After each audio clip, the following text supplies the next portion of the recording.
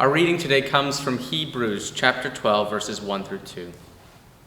Therefore, since we are surrounded by such a great cloud of witnesses, a huge crowd to the life of faith, let us throw off, strip off, lay aside everything, every weight, every sin that hinders us, slows us down, easily entangles, trips us up, and clings so closely.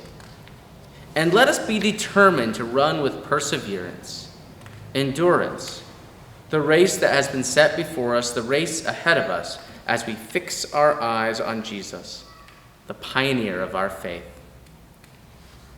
May God grant us wisdom and understanding of this passage.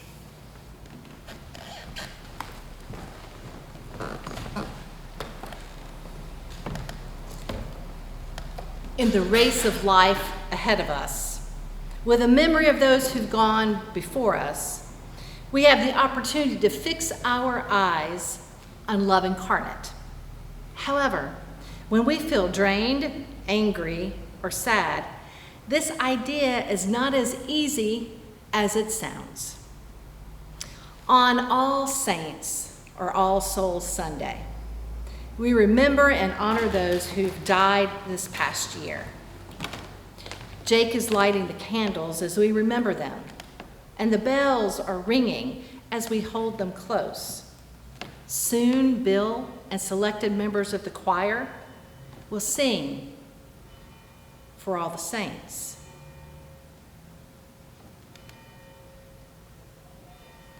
We take note that our time of grief has not ended, and yet we mark a new day. In Psalm 30, we read the psalmist's proclamation to God. You have turned my mourning into dancing. You removed my sackcloth and clothed me with joy. Many embrace the hope that is embedded in that verse. Last week, I participated in my first 40-day ceremony, which is a marker to remove the sackcloth, the mourning clothes, and to step into a new reality of absence and remembrance. This complicated tradition varies within faith communities and cultures. The gathering was a window into the journey we all share and the steps that we all take, from heart shattered to heart broken to heart cracked to heart scarred. And several weeks ago, we explored the verse in Philippians that reads, I thank my God when I remember you, the heart scarred. We contemplated grief, its circular stages and unpredictable time period. Now, while there is no set schedule for relief, there are similar experiences that we encounter. The analogy that grief is like a boulder has spoken to me since my seminary days. My housemates and I walked together through the suicide of one of our fathers, the death of a friend, and several personal tragedies. A spiritual director first offered us the analogy that grief is like a boulder. And through the years, this image has evolved with the reality of life. At first, the grief boulder rolls back and forth, knocking us down over and over again. And after a while, we gain our footing. We stand up and think, this repetitive motion of the boulder has caused its circumference to diminish.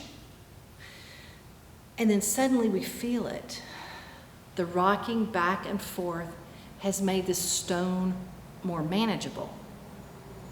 Somehow we've acquired the somewhat surprising ability to push back a little and to remain standing. After a while, the stone is in front of us and it's stationary. We pull out a rock hammer and start tapping away at it. Finally, the stone turns to dust, except for one piece. We recognize that this piece is unbreakable, and oddly, it is shaped in the same size as the hole in our hearts. We honor the missing part. We pick up the now pebble and we put it in our pocket. We keep it always. take it out, and we look at it when we need to do so, and then we put it back. In those moments, we encounter that sweet sorrow we mentioned a couple of services ago. We smile through a tear and are grateful that our lives were blessed by the loved one we miss. It is in that point, perhaps we can connect with the psalmist. Life begins to move forward with the hope we carry on the legacy of love, and maybe even we dance a little too.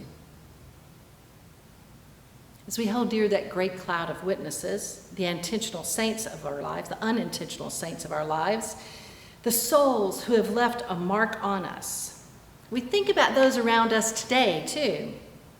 Now, one goal of healthy community and daily living is to affirm people around us, to tell someone that they are important, to let them know that we love them. What a great goal for us to have every day, to watch our words and express our love and our thanksgiving. Recently in the New York Times, there was a quote by Dr. Amir Levine, a psychiatrist, neuroscientist, and author. Levine wrote this: "Social connections are the most powerful way for us to regulate our emotional distress. If you are in distress, being in proximity to someone you've securely attached to is the most effective way to calm yourself." Right now, in our country, with racial inequality still thriving, and in our world, with a pandemic still looming, and in these United States that are not at all united, the election still taunting, we are in distress. And many have lost the loved one with whom we are securely attached. Therefore, we live in the legacy of love, and we don't always feel the proximity of hope or calm. We live in the legacy of love, of what we've learned to do and not do from the great cloud of witnesses. And that is paramount, that we learn what to do and what not to do. Psychology confirms that we are humans are instinctively seeking connection in life. We can do that by looking around and seeing people with whom we share values. We can do that by acknowledging that we miss people, the saints and the flawed, for none of us are completely saints. Perhaps you've seen this, which is very saintly right now. There is an ad that has come out. It's featuring two governors from Utah, one in a red tie and one in a blue tie, a Republican and a Democrat. They put out an ad together. They each state their name, and then they ask you to vote for them. And then they say, we can disagree without hating each other. Win or lose in Utah, we work together. Imagine that. Win or lose, we work together. They share a faith, and now they share an ad that invites people to work together for good. What values do we share with others? What do we keep? What do we let go? Today, many churches are partaking in communion. Some of you will be going to the memorial garden to pick up your container with the bread and the cup in it. Others may have communion, wine or juice and bread at home. And as we partake of the bread and cup, we remember Jesus, love incarnate, the one who taught us how to offer grace, live with compassion, speak up for justice, and pursue equity, the one who knows us when we are heart shattered, heart broken, heart cracked, and heart scarred.